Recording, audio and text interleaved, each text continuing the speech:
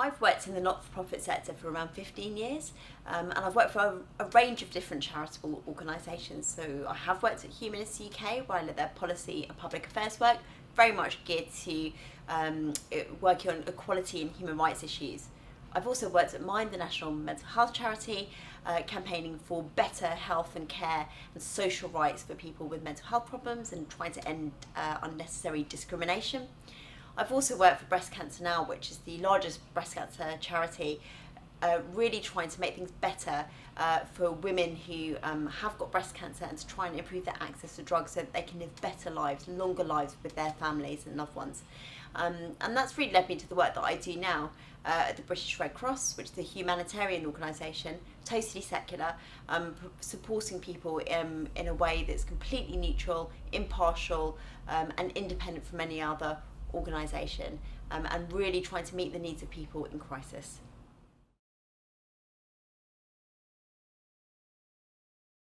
So I head up the department which basically looks at public policy, UK public policy and advocacy across all of our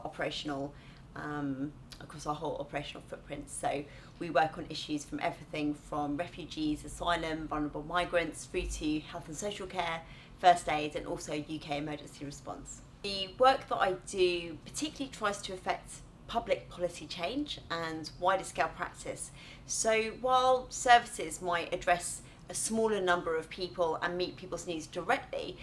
the work that I do, I feel like I can try to affect change at scale. So for example, if you are successful in changing a piece of legislation, actually the impact on that could have on sort of tens of thousands, hundreds of thousands, even millions of people.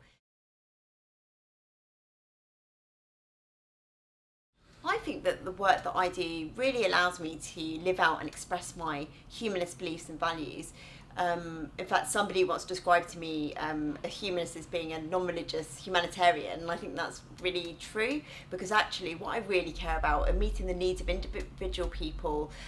helping create the conditions for people to live really good lives of their own choosing, and to be free from unnecessary oppression or unequal treatment, for example. So I'm very conscious that this is the one life that I will have and that anybody else will have. And I find that really, really motivating, because I'm absolutely driven not only to try and live a good life for me and my own family, but to try and help to create the conditions for other people to flourish in their own lives as well. And so the work that I do, which is trying to affect public policy and practice at a large scale, I believe that that's something that can really help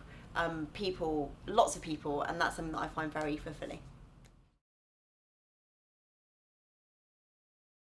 I think it's probably true that a humanist, specifically a humanist organisation, will have a particular charitable purpose and will have a particular need, especially if it's a membership organisation, to respond to the kind of campaigns that its members might want to see, for example, against faith schools and for a more equal school system, which we know that lots of non-religious people, and in fact actually lots of religious people, do support as well, so those secular kind of causes.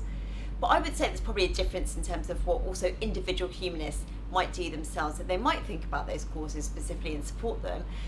But actually, if you're a humanist, you're non-religious, you have potentially a positive outlook on life, you want to make things better for other people, for society as well as yourself, and therefore might well be interested in the kind of causes that might have a positive impact on other people and on society. So you could quite easily see that people would be campaigning for human rights, for a fairer politics, for environmental causes and so on. So I don't think that I would say that any kind of non-religious person or humanist should be